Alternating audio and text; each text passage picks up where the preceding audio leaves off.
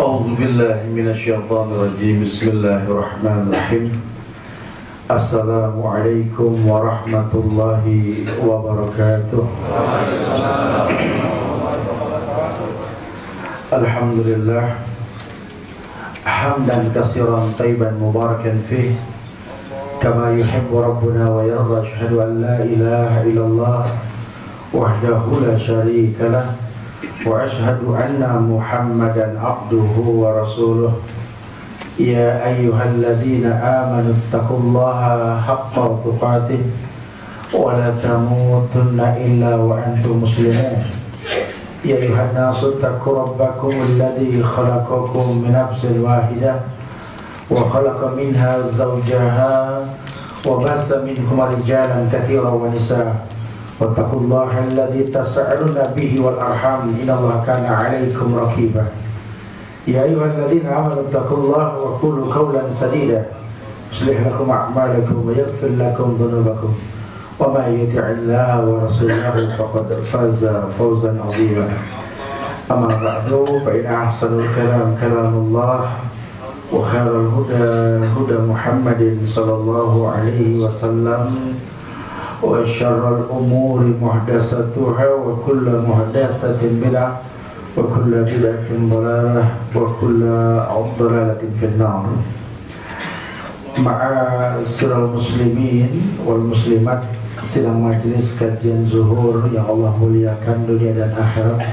Alhamdulillah kita bisa berkumpul kembali di mushola ini yang semoga Allah selalu menjadikan tempat-tempat yang dibacakan Quran dan dipelajarinya sunnah-sunnah Rasulullah SAW akan selalu menjadi tempat-tempat penyubur iman yang menenteramkan hati buat yang mau menghadirinya, dan akan diberikan liputan rahmat oleh para malaikat insyaallah.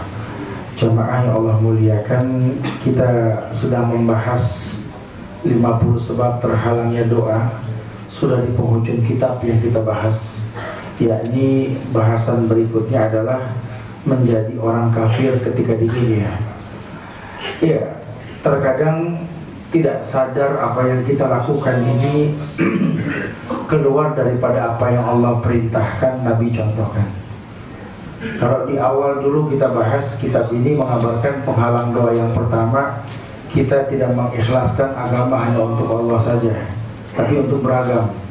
Maka kadang-kadang doa ini nggak terpanjatkan karena masih ada tingkah laku kita ini yang terkolaborasi dengan kesyirikan. Di sela-sela kita berdoa, kita masih percaya sama ramalan-ramalan. Di sela-sela kita berdoa kepada Allah, kita masih berteman dengan paranormal atau ahli-ahli nuzul, sehingga kita percaya dengan horoskop bintang-bintang. Di sela-sela kita berdoa, masih kita menggunakan adat tradisi di masyarakat yang tidak ada alasannya sama sekali. Tatayur, tasawum kita lakukan, sehingga kadang-kadang kita merasa lelah manakala doa kita panjatkan tak kunjung tiba yang kita inginkan. Maka di Islam ini dikritisi. Sudah globalnya ayat mengatakan ud'uni astajib lakum. Minta langsung kujawab, kata Allah. Kalau itu kalimatnya ud'uni, sifat yang mufrad, minta kepada aku saja kan kujawab, kata Allah. Karena Allah la yukhliful mi'ad. Allah tak mungkin mendustakan janjinya. Cuma kau tak kenal Allah. Lagi-lagi terjebak dengan 3 kesalahan. Kita tak kenal Allah, kita tak kenal Rasul, kita tak paham Islam. Cuma status saja hamba Allah, status saja umat Muhammad SAW, dan statusnya Islam. Tapi sebentar lagi mau dihapus sebetulnya status Islam. Mudah-mudahan nggak terjadi lah insyaallah ya. KTP tetap pakai status Islam ya, karena kalau tidak memberikan kesempatan pada orang ateis untuk mengaku Islam nantinya ya, insyaallah. Bas jamaah yang Allah muliakan, kekufuran terjadi awalnya itu kata ulama karena kesombongan. Ya, padahal al-mutakabir ini kan sifat Allah. Manusia itu tidak boleh sombong. Lagi apa sih yang mau disombongkan? Ya kalau sering kita mendengarkan kajian, kita akan pernah mendengar ayat yang mengatakan bahwa ya yauma la yanfa'u malun wala banun illa man atallaha biqalbin salim. Nanti kita datang tidak bawa apa-apa, kembali ke Allah pun tidak bawa apa-apa kan. Harta yang kita sombongkan, anak yang kita banggakan tidak terbawa. Bahkan Yauma yaqumu ruh wal malaikatu shaffa la yatakallamuna illa man adzina lahu rahman wa qala shawab.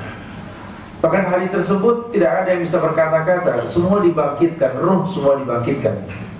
Tidak ada yang bisa berkata kecuali man adzina lahu rahman, yang diizinkan oleh Ar-Rahman. Siapa? Ibadur Rahman, hamba-hamba Rahman. Siapa hamba Rahman? Alladzina yamshuna 'alal ardi hauna wa idza khatabahumul jahilun qalu salam. Hamba-hamba Ar-Rahman, hamba Ar-Rahman, yakni orang yang berjalan di atas muka bumi ini tidak membusungkan dada. La yusair haddah. Ada ayat yang mengatakan wala tusair haddah kelintas. Tidak dia busungkan dadanya. Kenapa sih yang membuat dia membusungkan dada kalau bukan karena kesombongan? Padahal dia ada juga karena proses alam. Dan dia hidup pun butuh orang lain. Dia jadi apapun sekarang karena banyak anak tangga yang dia injak berbentuk orang lain. Sehingga tidak ada yang perlu disombongkan. Dia betul-betul menjadi ibadur Rahman tadi, yang berjalan di atas muka bumi, tidak ada kesombongan.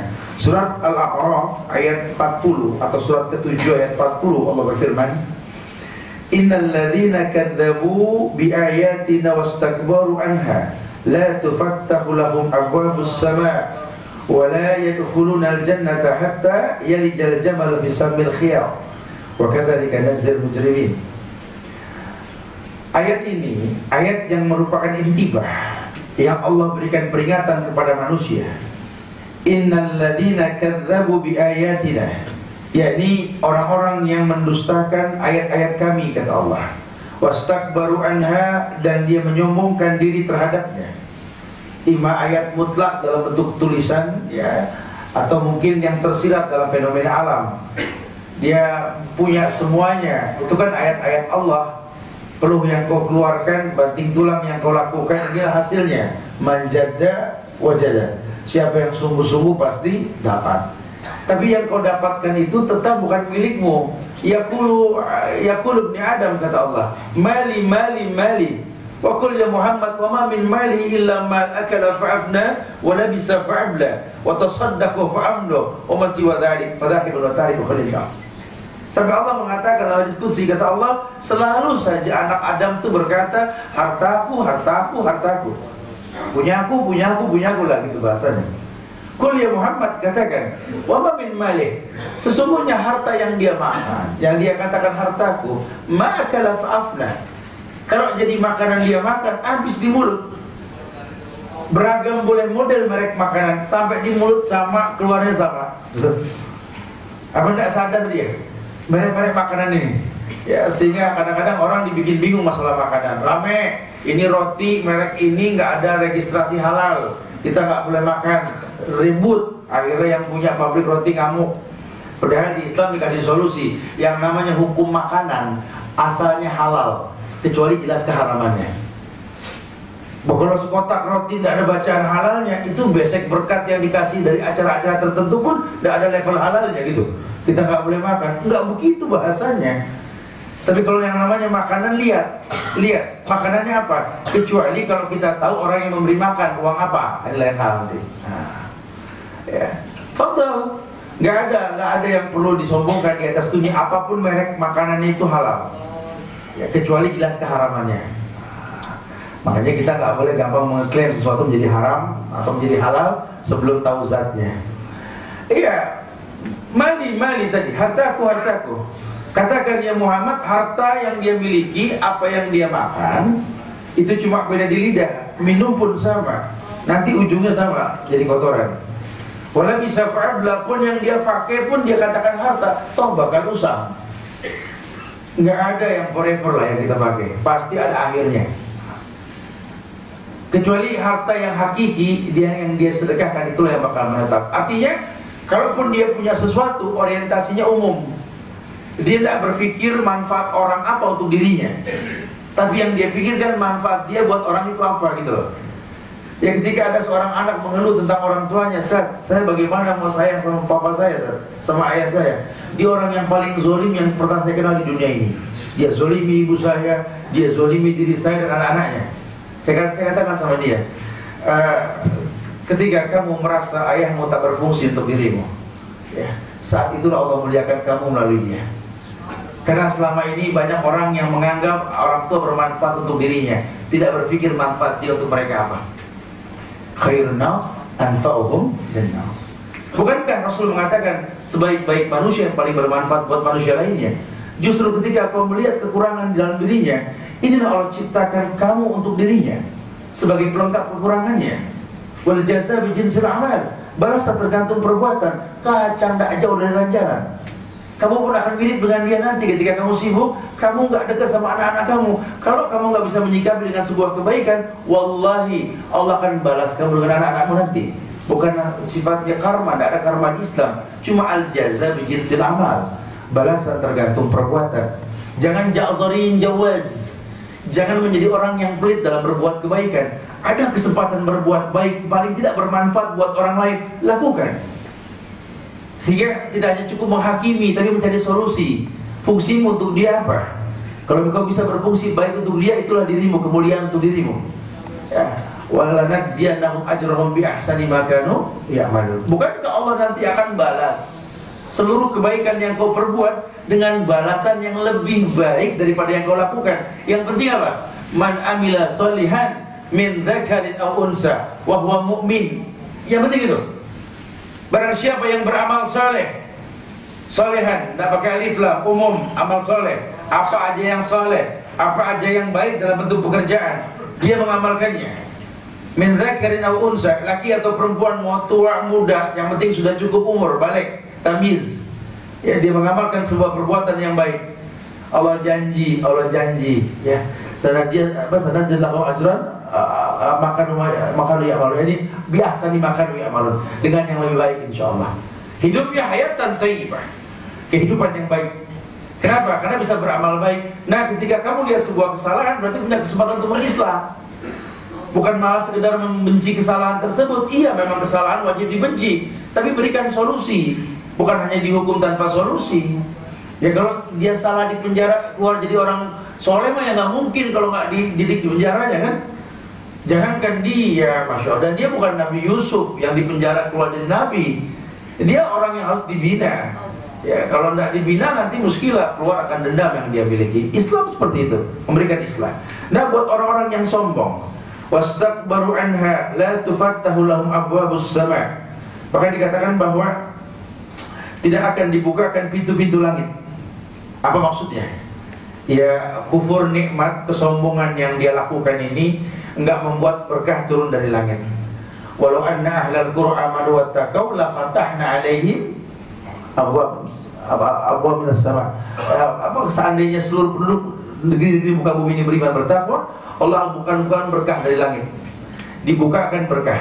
Nah, kebalikannya kalau orang yang sombong, la tufattahu lahum abwabus sama'. Tidak akan pernah Allah bukakan pintu-pintu langit. Kalaupun terbuka pintu langit, hujan turun ke bumi, hujan menjadi bala buat dirinya. Entah dia sakit, entah muskilah, hal-hal yang membuat dia susah makin ibadah atau apalah. Tidak ada manfaatnya. Wala yadkhulunal jannah hatta yalijal jamal fi samil khiyat. Dan ini yang menggetarkan jiwa para ulama. Allah mengatakan wala yadkhulunal jannah. Bahkan kesombongannya ini tidak akan pernah membuat dia masuk surga. Sampai ketidakmungkinan itu bagaimana? Hatta yalijal jamalu fis samil khiyat. Sesuatu yang tidak mungkin. Sampai-sampai dia bisa masuk surga kalau sampai yang namanya ontak masuk lubang jarum, kan nggak mungkin. Jadi sudah tidak mungkin lah. Tidak ada orang yang sombong masuk surga, gitu bahasanya. Ya, makanya nggak boleh isair khaddahu linnas. Nggak boleh dia busungkan dadanya di hadapan manusia.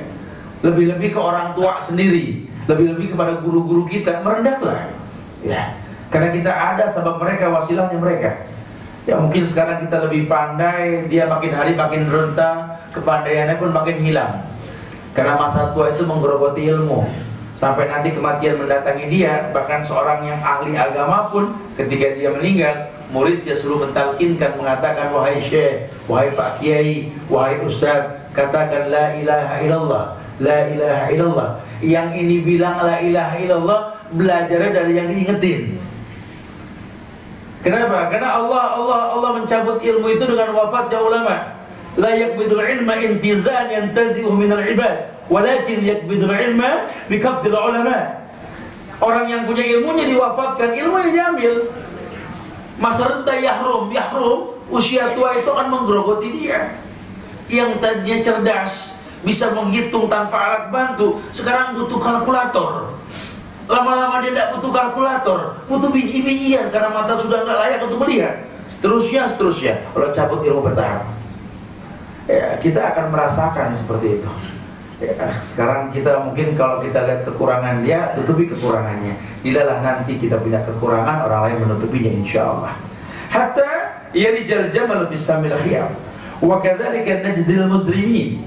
Demikianlah Allah balas orang-orang yang berbuat jahat. Tidak ada kemuliaan sama sekali. Ya, akhirnya bukan pahala yang dia dapat, tapi ya ini keburukan, azab dalam bentuk kehidupan di dunia yang dia miliki. Surat Ar-Ra'd ayat 14. Allah berfirman, lahu da'watul haqq walladzina yad'una min dunihi la yastajibuna lahum bi syai' illa kabasiti kaffaihi ilal ma'il yablughu fahu wa ma huwa bibalighi wa mar'aul kafirina illa fi dhalal wa ma du'aul kafirina illa fi dhalal. Sesungguhnya doa orang-orang kafir itu hanyalah sia-sia belaka, kata Allah. Ya, lahu da'watul haq, hanya bagi Allah lah dakwah yang hak. Artinya Allah lah yang mengabulkan doa-doa yang hak. Yustajabu lil abdi malam yadu bi ismin al-katirin awil istijal. Apa doa yang hak? Hukum asal semua doa itu hak, kecuali 3 doa. Yadu bi ismin, doa untuk sebuah dosa, tidak boleh. Al-qatir rahim, doa untuk memutus silaturahmi, itu tidak boleh. Atau umum istijal, tergesa-gesa dalam menginginkan sesuatu. Ingat, Allah tidak kasih yang kau inginkan, Allah yang cukupi kau yang kau butuhkan. Kemas sebuah keinginan menjadi sebuah kebutuhan. Hukum asalnya berdoa itu baik. Pokoknya doa baik sudah, kecuali 3 doa tadi. Lahu da'watul haq, dan buat Allah wal haq, Allah lah yang akan mengijabah doa-doa yang benar. Jadi wa innallaha ta'ala la yunalu ma indahu illa bi ta'ah, begitu kan kata Rasul. Pokoknya semua yang baik yang ada di sisi Allah kamu inginkan, Allah pasti kasih, asal kamu mentaati Allah, gitu loh. Ya. Hatta ujian yang berat, la yukallifullahu nafsan illa wus'aha. Allah tidak mungkin uji dia di luar batas kemampuannya, asal kau hamba Allah. Karena ujian yang kita alami ini terus kita hadapi dengan kesabaran, isbiru wassabiru, kuatkan sabar, terus akan membentuk karakter khusus dalam diri kita, menjadi orang yang sabar, orang yang menjadi rujukan hidup banyak orang. Sehingga wajar kalau ulama mengatakan bahwa 2 pemandangan di atas dunia yang paling indah, memandang Ka'bah dan memandang wajah orang tua. Kenapa? Karena jam terbang orang tua itu tersirat dalam wajahnya, tergurat dalam wajahnya. Kita bisa ngelihatlah, hampir mirip muka sama muka kita, lihatlah. Subhanallah, kerutnya yang tampak di mana-mana, kerut tadi keningnya, ya Allah, ini bukti serius dalam kehidupan. Kita aja kalau terus serius lama-lama kerut, betul. Ini pun dia begitu. Lihatlah, matanya mirip dengan mata kita, tapi ketika tertawa kerut di samping sudah mulai tampak mata tua yang dia miliki. Lihatlah bentuk giginya pun mirip. Subhanallah. Kita bisa melihat kesimpulan yang ada dari wajah mereka. Ya Allah uji dengan ujian yang banyak, sehingga menjadi wajah yang paling indah di atas dunia ini dan dimiliki oleh semua orang, wajah orang tuanya. Kita akan mengalami seperti itu nanti. Ya, da'watul haq. Walladzina yad'una min dunihi la yastajibuna lahum bi syai' illa kabasit kaffaihi ilal ma' liyablugha fahu wa ma huwa bibalighi. Ayo, kata Allah, berhala-berhala yang mereka sembah, togut-togut yang mereka sembah selain Allah, itu tidak akan pernah bisa memperkenankan sesuatu pun bagi mereka, melainkan seperti orang yang membuka kedua telapak tangannya ke dalam air supaya sampai air ke mulut. Padahal air gak sampai ke mulut. Jadi kayak yakni illa kabasit kafai. Jadi kayak orang yang merenggangkan tangannya ini, kemudian ngambil air, nggak masuk ke mulut, nggak ada wadah. Jadi kayak orang minta sesuatu sama Allah, wadah nggak disiapkan. Robi habli minas solihin, bagus. Tapi uang haram yang masuk, dia nggak bakal jadi soleh. Mudhibil ba'sa isfi anta syafi la shifa illa shifa'uka shifa'an la yughadiru as-saqam. Sakit, berat, masuk rumah sakit pengen sembuh, tapi suplai dana haram, nggak bakal sembuh. Kalaupun sembuh, istidraj, menjadi lebih rusak sebelum sakit ketimbang sebelum sakit, jadi lebih rusak. Jadi betul-betul illa kabashiti kafai ila al-ma'i liyablugha fahu wa ma huwa bibalighi. Udah. Kamu harus tahu apa yang kamu perbuat di atas dunia ini kan sepengetahuan Allah. Sekarang Allah sudah kasih kabar ke kamu, dimudahkan majelis ilmu, buku, ulama, mudah sekali. Udah nggak ada lagi yang sulit. Nggak urusannya sama manusia. Kalaupun kita berbuat baik dalam bentuk pekerjaan, kita on time saja, komitmen perusahaan, masuk jam 8, pulang jam 4. Kalaupun saya tepat jam 8, saya datang pulang jam 4, bukan pengen dibilang rajin, urusannya ke Allah. Karena kalau saya zolim, saya molor aja, saya sengaja masuk tanpa alasan, saya masuk jam 10, saya pulang jam 2. Ini urusannya ke Allah. Karena hilang berkah pada rezeki yang saya cari, kan korupsi waktu. Saya nggak peduli orang mau komentar apa, yang penting urusannya ke Allah. Menjadi orang yang jujur dalam mendatangkan sebuah kebaikan. Innallaha thayyib la yaqbalu illa thayyiban. Allah baik, cuma terima yang baik. Jadi tiap jiwa ini menasihati dirinya. Karena kalau aturan main agama indah sekali, kita anggap yang kita miliki dengan cara kita dalam melanggar hukum adalah sebuah kebaikan. Nah, tidak ada kebaikan dengan cara yang haram. Makanya Allah katakan illa kabasit kafaihi ilal ma'i liyablugha fahu wa ma huwa bibalighi. Udahlah, jangan kayak orang yang merenggangkan tangan, ngambil air, nyiduk air pengen minum, nggak bakal masuk ke mulut. Wa ma du'aul kafirina illa fi dhalal. Karena tidak akan pernah yang namanya doa orang-orang kafir itu diijabah, kecuali hanyalah sia-sia belaka, gitu bahasa Allah. Jadi kalau kita nih sadar nggak sadar kita berbuat dosa, efek buruknya nanti ketika kita berdoa nggak diijabah. Sementara manusia mana yang tak berhajat dengan doa? Mungkin sekarang kita nggak berdoa karena nggak membutuhkan doa. Satu saat nanti kita akan butuh doa. Karena ayat sudah baku, Allahus Samad, Allah tempat bergantung. Hatta kita nggak kenal Allah, kalau status kita Muslim, pernah mendengar nama Allah, pasti kita akan mengatakan, ya Allah, mudahkan urusan hamba. Ya, dia berkata, silakan mengatakan, ya Allah, mudahkan urusan hamba. Allah sudah mengatakan, semua yang di sisi Allah yang kalian inginkan berbentuk kemudahan yang kalian minta tadi, tidak mungkin kalian dapatkan tanpa mentaati Allah. Buat apa kita berkata, laqad kana lakum fi Rasulillahi uswatun hasanah. Telah ada suri teladan bagi Rasulullah SAW. Lihat cara beliau meminta, lihat. Apapun keadaannya, di sela-sela cemeti hidup menyakiti dirinya, fitnah, hujatan, cacian, peluh yang keluar untuk mengais rezeki dan lain sebagainya. In lam yakun bika alayya ghadabun fala ubali. Apa kata Rasul? In lam yakun bika alayya ghadabun fala ubali. Ya Allah, yang penting jangan kau murka, ya Allah. Saya siap capek banting tulang buat orang-orang di rumah, ya Allah, tapi jangan sampai kau murka. Maksudnya apa? Jangan bikin aktivitas ini membuat hamba lalai berzikir padamu, ya Allah. Jangan cuma gara-gara kesibukan mengais rezeki, berharap punya rezeki, meninggalkan silaturahmi. Jangan, aku tahu kau murka, ya Allah. Jangan gara-gara kita banting tulang, berangkat pagi, pulang sore, sampai lupa ada pintu surga berbentuk tetangga. La yadkhulul jannah man la yakrim jarahu. Tidak akan pernah masuk surga orang yang tak menghormati tetangganya, atau nggak sempat menerima tamu, apalagi mendatangi rumah orang tuanya. Kerugian, ya, kerugian sekali. Kerugian, sama seperti orang tua yang ngomel sama anaknya. Udah saya omelin deh, Ustaz, nanti tinggal benernya aja. Siapa bilang ngomelin jadi benar? Tidak ada orang memaki mencaci jadi benar, tidak ada. Mungkin benar di depan dia, tidak ada dia bandel lagi. Makanya banyak sekali anak-anak itu kalau berkata ada ayah, ada ibu gitu ya. Ayah nggak, ibu nggak, udah nggak ada, udah begini gitu ya. Jadi takutnya cuma kalau ada, karena kita anggap dengan kita ngomel, kita galak, dia jadi baik. Padahal tidak. Berikan pengertian, doakan dia. Karena hidayah itu milik Allah.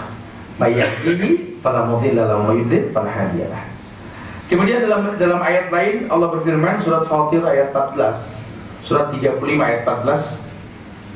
In tad'uuhum la yasma'u du'aakum walau sami'u mastajabu lakum wa yawmal qiyamati yakfuruna bi syirkikum wa la yunabbi'ukum mislu khabir. Kata Allah, jika kamu menyeru mereka, mereka tiada mendengar seruanmu, dan kalau mereka mendengar, mereka tidak dapat memperkenankan permintaanmu. Dan di hari kiamat nanti orang-orang kafir itu akan mengingkari kesyirikanmu, dan tidak ada yang dapat memberikan keterangan kepadamu sebagaimana diberikan yang Maha mengetahui. Artinya sudah, kalau kamu tahu memang ini orang nggak baik, ya kalau untuk sekedar kenal ya silakan, namanya manusia butuh manusia lainnya. Tapi kalau akrab sama minta doain ya nggak nyambung. Kumpul sama teman-teman yang nggak sholat, yang agamanya dipertanyakan, ngeluh masalah hidup, aduh pusing nih, nongkrong sama orang yang nggak jelas agamanya. Setelah selesai curhat, duluan deh, doain deh gitu loh. Doa siapa? Doa orang yang Allah nggak suka, yang nggak bakal diijabah. Jelas sekali Allah nggak mungkin dijabah. Walau sami'u mastajabu lakum, ya walaupun dia diberikan kamu sampaikan keinginan kamu kepada dia, nggak bakal diijabah. Makanya kalau sampai ada orang mendatangi dukun, paranormal yang gak jelas agamanya, minta disembuhkan, minta air wirid, ini orang udah nggak bakal diijabah sama Allah. Lalu Allah murka sama dia. Man ata kahinan lan tuqbal salatu arba'ina laila, wa man ata kahinan fasa'alahu wa saddaqahu faqad kafara. Orang yang mendatangi paranormal, dukun, guru spiritual, bahasa-bahasa sekarang gitu ya, datang aja, dipastikan 40 malam nggak diterima doanya, sholatnya. Sa'alahu wa saddaqahu. Dia tanya, dia percaya, faqad kafara, telah kafir. Yang saat itu kalau sampai dia meninggal nggak berlaku hukum waris untuk anak-anaknya. Yang saat itu kalau dia meninggal nggak berlaku hukum-hukum Islam. Demi Allah, keburukan buat dia. Kalaupun dia tetap melakukannya, demi Allah, hubungan suami istrinya zina, nggak main-main. Ini hal yang kita anggap biasa, padahal luar biasa efeknya. Ya makanya hati-hati, kekufuran ini kadang-kadang kita nggak rasa lah. Yang merutinkan kesyirikan kecil menjadi sebuah hal yang besar. Ya, surat Al-Mu'minun ayat 55-56. Ayahsabuna annama numidduhum bihi min mali wa banin nusari'u lahum fil khairat bal la yash'urun. Kata Allah, mereka mengira bahwa kami itu memberikan harta dan anak-anak kepada mereka itu berarti bahwa kami segera memberikan kebaikan kepada mereka. Kata Allah, la nusari'u lahum fil khairat bal la yash'urun. Tetapi mereka tidak menyadarinya. Artinya padahal yang Allah titipkan kepada kamu berbentuk anak, istri, harta, itu cuma ujian. Ya, ada yang nggak dikasih anak berarti nggak diuji masalah anak. Ada yang dikasih anak itu memang sifatnya nikmat, tapi jadi ujian. Karena kan Allah bakal tanya, anak yang kau miliki itu kau didik apa, jadi apa? Karena melalui kamu kebaikan buat dia, melalui kamu kebaikan buat dia. Ya, nanti ada kalanya melalui dia kebaikan buat kamu gitu loh. Ya ada saatnya orang tua bermanfaat buat anak, nanti ada kalanya Allah jadikan terbalik. Ini ayahnya tidak baik, ibunya nggak baik, anaknya baik. Allah jadikan kamu yang bermanfaat buat mereka. Gitu loh bahasanya. Ya Allah tegas mengatakan, ayasabuna annama numidduhum bihi min malin wa banin nusari'u lahum bil khairat. Mereka anggap ini cuma kebaikan. Ya, duh enak dah, udah punya anak dah. Dia pikir sudah nikmat cukup. Lah, masih panjang cerita. Bagaimana nanti besarnya? Tiap masa ada cerita. Ini anak kecil akan besar. Kita nggak dekat sama ini anak kecil, rugi. Kenapa? Karena dia nggak kecil lagi, nanti makin besar. Ketika dia sudah punya dunia sendiri, kita nggak pernah bisa menyentuh dia. Makin besar pun kita nggak bisa lagi. Karena kita mendidik dia nggak dekat sama orang tua. Jangan kaget ketika orang tua pensiun nanti, anak taruh kita di panti jompo. Karena nggak mengerti bobot kama rabbayani shaghira. Tapi kalau ini anak dijelaskan tentang kama rabbayani shaghira yang dia panjatkan dalam doa, ya Allah, kama rabbayani shaghira, seperti mereka menyayangiku, merawatku sejak kecil.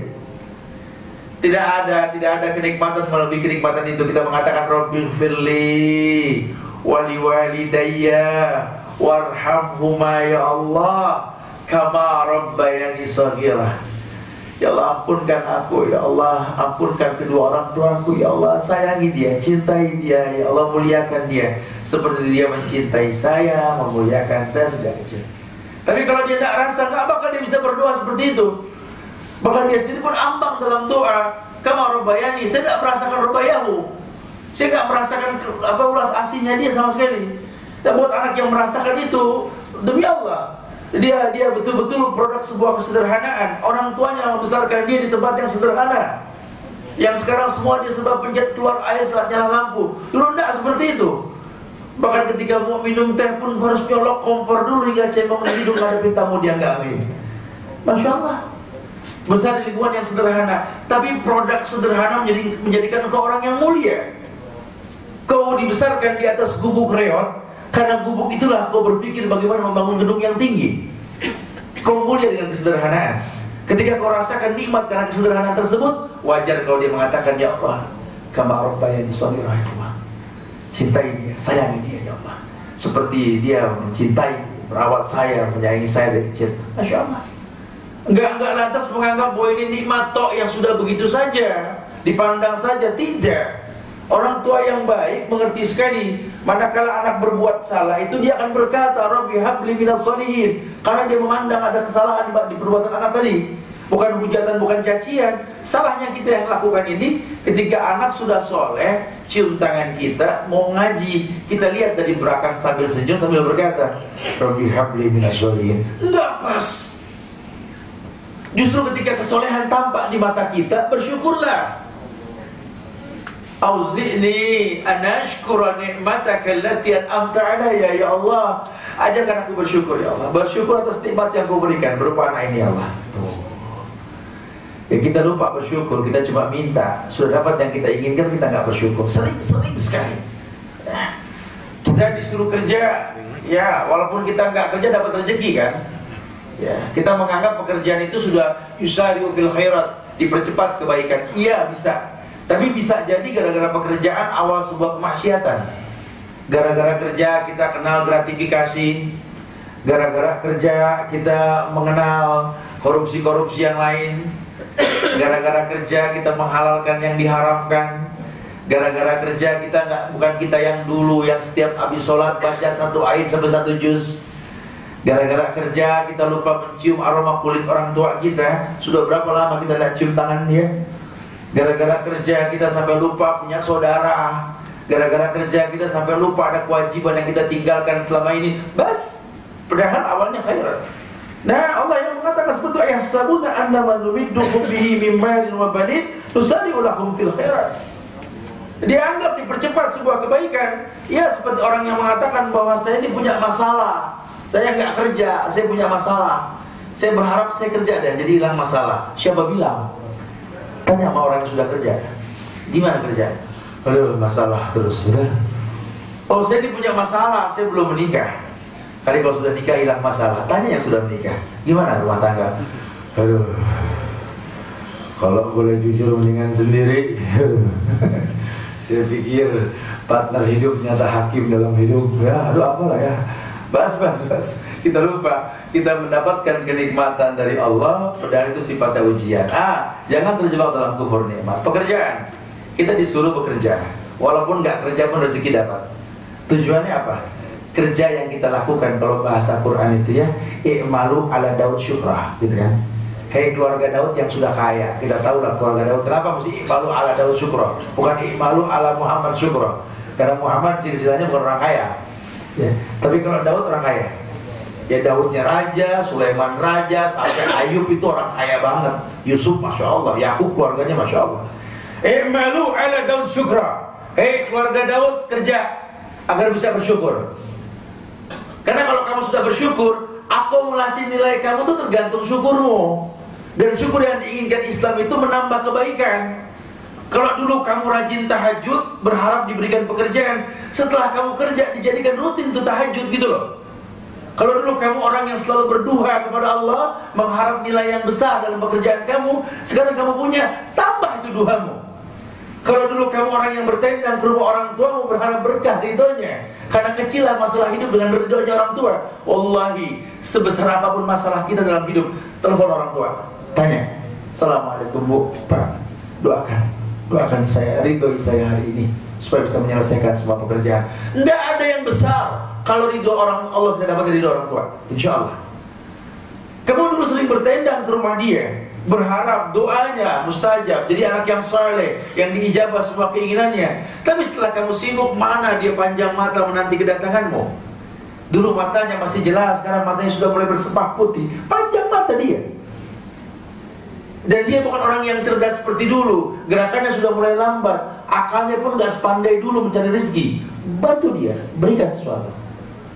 Karena yang tinggal kita ambil ridhonya. Ridho Allah fi ridhal walidain, wasaqtullah fi saqtil walidain. Tapi lagi-lagi kekufuran nikmat kita rasa, kita nggak berasa. Kita yang sekarang bukan kita yang dulu. Kita yang dulu orang senang dengan ibadah kita. Kita yang dulu orang tua senang melihat kedatangan kita. Setelah kita sukses, kita anggap yusarifna fil khairat, dipercepat sebuah kebaikan, padahal gagal dalam ujian. Nah, ini menjadi penghalang doa kita kepada Allah. Sehingga kadang-kadang kita memanjatkan doa kok seperti nggak diijabah, cuma tertutup dengan kenikmatan yang kita miliki. Ya, kita belum merasakan bahwa yang kita panjatkan seakan nggak diijabah sama Allah. Padahal bukan nggak diijabah, memang nggak diijabah secara mutlak. Cuma kenikmatan kita menutup itu. Allah sendiri yang mengatakan bahwa kadzalika nujzil mujrimin. Demikianlah Allah balas orang-orang yang melampaui batas. Nggak berasa dia sedang terkena bala, ya, karena kenikmatan dunia yang dia miliki. Wa yadubillah wa na'udzubillah. Beliau bersabda, Rasulullah bersabda, idza ra'aitallahi yu'til 'abda minad dunya 'ala ma'asihi ma yuhibbu fa innama huwa istidraj. Dalam sebuah riwayat yang sahih, bahwa Rasulullah sallallahu alaihi wasallam ini pernah bersabda, ya, riwayat Ahmad ini, ya, idza ra'aitallaha yu'til 'abda minad dunya, apabila engkau melihat Allah memberikan sebagian kenikmatan dunia kepada seorang hamba, ya, yu'til 'abda minad dunya ala ma'asyihi, yang memang sesuai dengan yang hamba itu inginkan, ma yuhibbu fa innama huwa istidraj, yakni sesuai kesukaannya di atas berbagai kedurhakaan kepada Allah, maka sesungguhnya itu adalah istidraj. Jadi kata Rasul, wahai hamba-hamba Allah, nanti ada masanya kamu tuh heran. Banyak orang yang kamu lihat tidak baik agamanya, kok hidupnya enak. Banyak nanti kamu akan melihat orang yang tidak bagus agamanya, kok cepat sekali jabatannya. Banyak kamu lihat nanti orang-orang yang kamu tahu siapa dia, tidak layak dia di situ, tapi dia di situ. Nah, kata Rasulullah, idza ra'aitallaha yu'til 'abda minad dunya, kalau ada kamu lihat Allah kasih harta dunia kepada seseorang, ala ma'asyihi, ma'asyih wa huwa ya'malul ma'siyat, kita tahu dia selalu berbuat maksiat, ma yuhibbu, yang dia sebenarnya suka sekali dengan maksiat itu, merutinkan, ya, malam begadang, narkoba, tapi kok gak gampang dia akan jadi anggota DPR, sekarang dia akan jadi menteri ini itu. Ini gampang amat nih orang gitu loh. Ya. Fa innama huwa istidraj. Hati-hati kata Rasul, itu istidraj. Apa itu istidraj?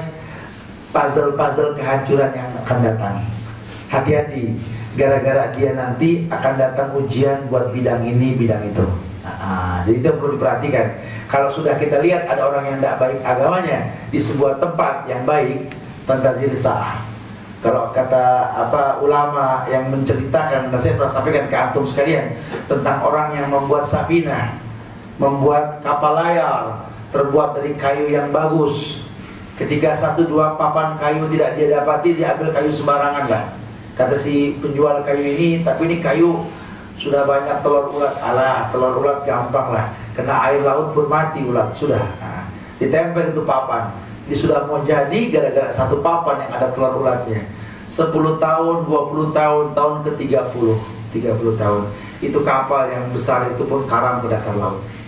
Jadi sababnya apa? Tidak ada nakodanya pandai, semuanya safety-nya bagus ya. Ternyata gara-gara 1 telur ular, ya, yang akhirnya membuat banyak jentik lainnya, membuat lubang pada safinah tersebut. Mana kita tahu? Ya, karena tidak akan pernah mungkin keburukan mendapatkan sebuah kebaikan. Yang paling baik buat kita ini selalu menyandarkan diri kepada Allah dengan mengkritisi. Jangan-jangan kita terjebak dalam perbuatan kufur nikmat. Banyak nikmat yang Allah berikan pada kita merubah kita yang baik menjadi buruk. Ingat, alladzi yanqadha zahrak wa rafa'na laka dzikra. Terangkat masalah di pundakmu itu karena zikirmu sama Allah. Sudah terangkat masalahmu, jangan tergolong orang-orang yang marroka'alam yad'una ila durrin masahu. Jangan seperti orang yang lupa diri. Ketika diangkat ujiannya lupa diri.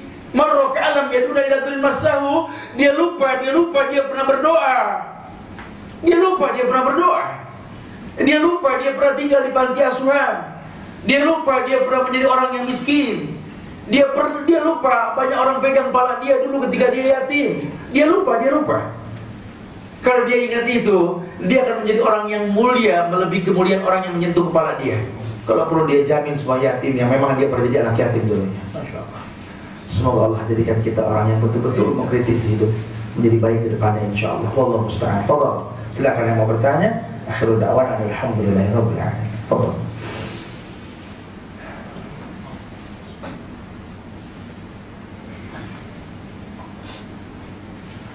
Fadhal. Mungkin ada yang saya sampaikan nggak dipahami. Silakan yang mau ditanya. Tip, maaf soal. Sudah ada yang tanya, her insyaallah atau nanti. Bagaimana caranya membedakan mana yang azab, mana yang ujian? Sekali lagi. Bagaimana cara membedakan apa yang kita alami itu azab atau ujian? Oh, barakallahu fiik. Tayyib, ahifillah. Aywa, ujian itu mengenai orang yang baik, seperti orang yang saleh. Ayahnya saleh, ibunya saleh, anaknya bandel, itu ujian. Allah uji kesolehan orang tuanya ini. Ahasiban nas ayyatraku ayyakulu amanna wa hum la yuftanun. Wa laqad fatana alladziina min qablihim fala ya'lamanna Allahu alladziina shadaqu wa la ya'lamanna. Allah uji orang, Allah pengen tahu betul gak dia baik. Seperti ujian Nabi Nuh. Dia pertontonkan sama Allah sampai anaknya mau diazab aja, dia masih memanggil, "Ya ibni, irkab ma'ana." Wahai anakku, naik ini air sampai ke gunung lah, sa'wi ilal jabal. Saya pengen ke gunung, jangan wahai anakku. Apa kata Allah? Innahu laisa min ibnik. Sudah. Allah yang tahu udah. Dia bukan anakmu sudah. Karena sudah melampaui batas. Jadi kayak kita ini punya anak bandel, kita punya masalah.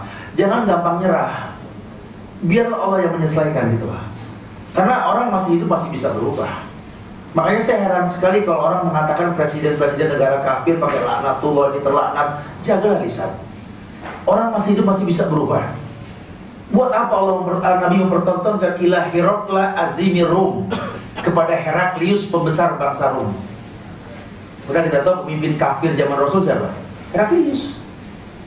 Tapi Nabi mengatakan ila Hiraqla azimir Rum, kepada Heraklius pembesar bangsa Rum. Coba kalau sekarang ila Hiraqla laknatullah alaih, gitu ya, kepada Heraklius yang terlaknat.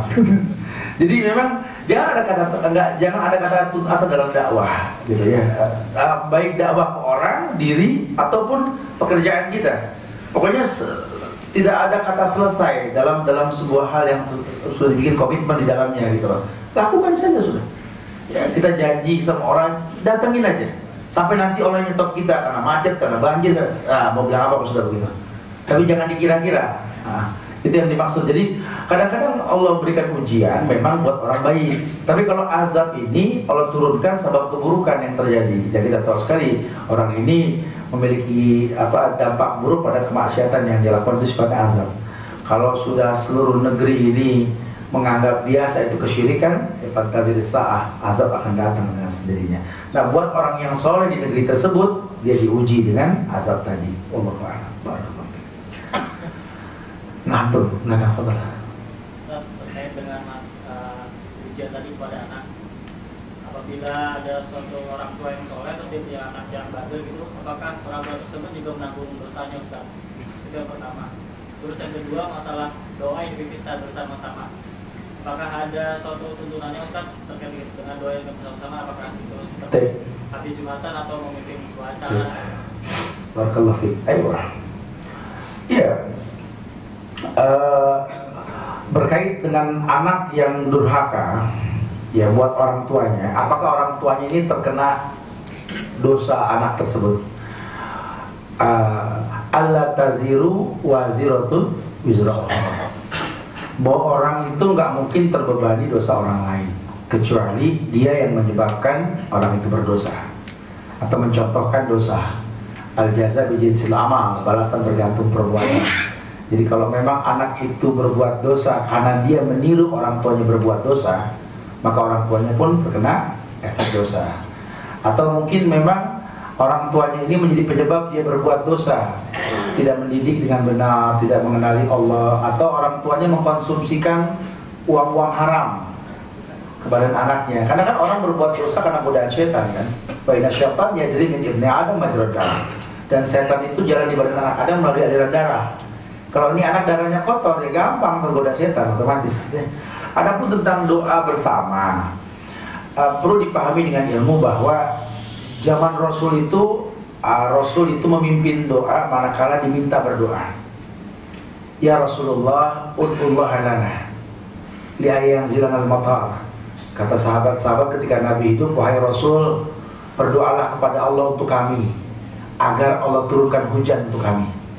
Farafa'a yadahu summa qala Allahumma anzilhumul matar.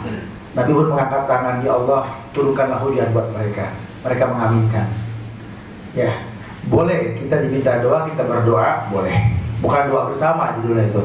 Tapi kalau mungkin maksud antum yang dibilang doa bersama seperti yang kita lihat sekarang, ya, dalam sebuah ritual-ritual yang Nabi contohkan kayak sholat, gitu ya. Habis sholat berdoa. Kan zaman Nabi sudah banyak orang sholat, bahkan Nabi pimpin sholat. Tidak ada satu sahabat pun atau Nabi pun mencontohkan habis sholat mimpin doa. Tidak ada contohnya, karena beliau yang mengatakan tahrimuhu takbir wa tahliluhus salam. Yang namanya sholat itu dimulai dengan takbir, diakhiri dengan salam. Sunnahnya kita bertasbih, bertahmid, bertahlil. Doa dikembalikan pada yang punya hajat. Rabbana atina fid dunya hasanah. Itu sudah lain-lain tuh hajatnya. Ya Allah, berikanlah kepada kami kebaikan dunia. Kata si dia, kebaikan dunia itu bisa bayar utang. Kata yang depannya, kebaikan dunia itu punya rumah dan kontrak. Kata yang satu lagi, kebaikan dunia itu punya istri, punya anak, hidup sehat. Beda-beda sudah. Dikembalikan ke orang yang berdoa. Nah, makanya nggak ada. Nah, kalaupun dia Jumatan dalam khotib Jumat, ya jelas memang Nabi doakan. Dan bahkan dicontohkan salah satu doa yang nggak mengangkat tangan itu ketika khutbah Jumat gitu. Tapi kalau selesai Jumatannya, wallahu alam, kalau dirutinkan jadi sebuah ibadah. Kalau ibadah butuh contoh, tanya sama orang tersebut yang melakukannya. Jangan tanya, saya nggak melakukan soalnya. Tanya sama yang melakukan. Manakah contoh Rasulullah Sallallahu Alaihi Wasallam? Kalau memang tidak ada, tinggalkan. Wallahu alam bishawab. Baik, insyaallah manfaat yang disampaikan buat saya pribadi dan buat jamaah.